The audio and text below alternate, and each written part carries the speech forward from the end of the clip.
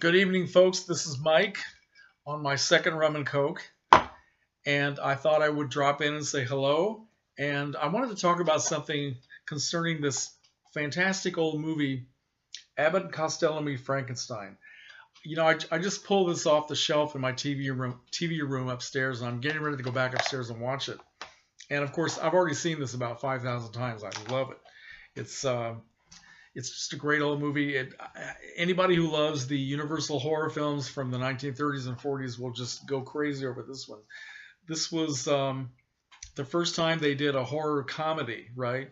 Abbott and Costello were the big comedy stars at Universal from about 1941, and they were at the top of their game when somebody at well, by this time it was Universal International. They decided to bring all of their monsters back, or most of them anyway.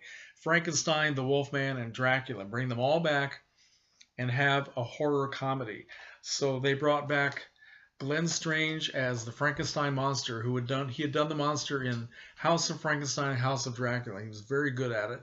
They brought back Lon Chaney Jr. as the Wolfman, Larry Talbot, and they brought back the best part. They brought back Bela Lugosi as Count Dracula.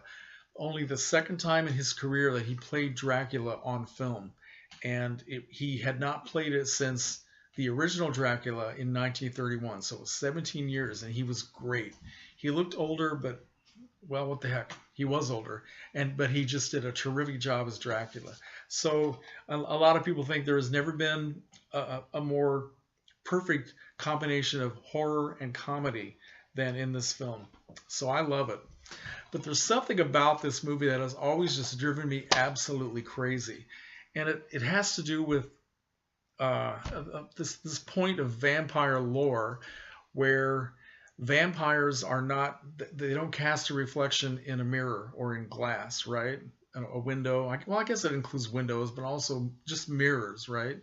So why in the world, when they made this film, would they decide to show Dracula getting ready to put the vampire bite on his beautiful assistant, Sandra Mornay, played by beautiful actress Lenore Aubert, right in front of a mirror? And it shows not only Sandra's reflection, but Dracula's as well. Why would they choose to do that? It just drives me crazy. I mean, I'm sure all these people are dead now, so I can't write or call any of these people at Universal International who were responsible for this to ask this question, but I would really like to know. Has anybody else ever wondered about that? Because all the other Universal films, they were very careful not to show Dracula or any other vampire in a mirror, right? So it's a huge mistake. And now that I've started thinking about this, I don't think I'll get any sleep tonight. It's very sad. I mean, this problem needs to be solved. I'm kidding. But yeah, it's always bothered me. I don't know. The director was Charles Barton, and he was a very prolific director of mainly low-budget B films, and probably had no idea what he was doing. That's just another movie. Just rush through it in 2 weeks and get the hell out, cash the check and go.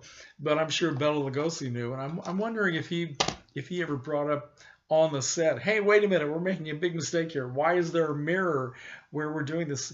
So I don't know. I just thought it was kind of something worth obsessing about. You can see how empty and meaningless my life really is when I start, at 10 o'clock on a Thursday night, I have nothing else to do but to think about stuff like this and to share it with all of my friends here. So, okay, so that's that. If anybody can answer this question for me, please respond. In the meantime, let me do a little bit of an update. I went to Barnes & Noble tonight. I bought some things, some really cool things. I bought the new issue of Scary Monsters magazine's Monster Memories, which is really cool because it is basically 2 magazines in one, right? How cool is that? So I also bought a couple of books, a couple of film noir books. This is the Film Noir Light and Shadow, edited by Alain Silver and James Ursini, as is this one called the Film Noir Compendium. And I think these are all reprints of articles that were put in the earlier Film Noir reader series. I don't know how many volumes there were, but I have maybe one of them and I always meant to get all of them, and they just kind of disappeared by the time I decided to buy them. So I'm very glad to have these, and anything to do with film noir, I love to have it. So the only other thing, let's see. Okay, one thing coming up this weekend. This is Thursday night. This Saturday night here in Champaign, Illinois, in our beautiful movie palace, the Virginia Theater, they're going to be showing Buster Keaton in The General, which is going to be really cool. I've never seen this movie, so I'm definitely looking forward to getting it. And one more thing, when I was at Barnes & Noble tonight, I went into the place where they sell their DVDs and Blu-rays, and I asked them, okay, one of my favorite movies, Blow Up from 1966, directed by Antonioni, is being released as a Criterion Collection release this coming Tuesday, March 28th. And I asked them if they would actually have something in the store on the 28th, and they said they should. So they set aside something for me, and I actually chose a Blu-ray, which is unusual for me because I usually go for the DVD. But I thought something I love this much, I'll be happy to have it on Blu-ray. So anyway, so that's just what's going on here. A very brief video.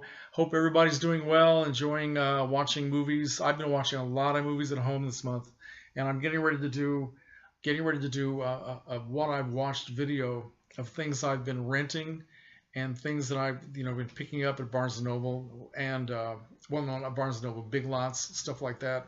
And I've been watching a lot of stuff at home, so it's been a very interesting February and March, and I have a lot to talk about. So anyway, all right, I'm going to turn this off now.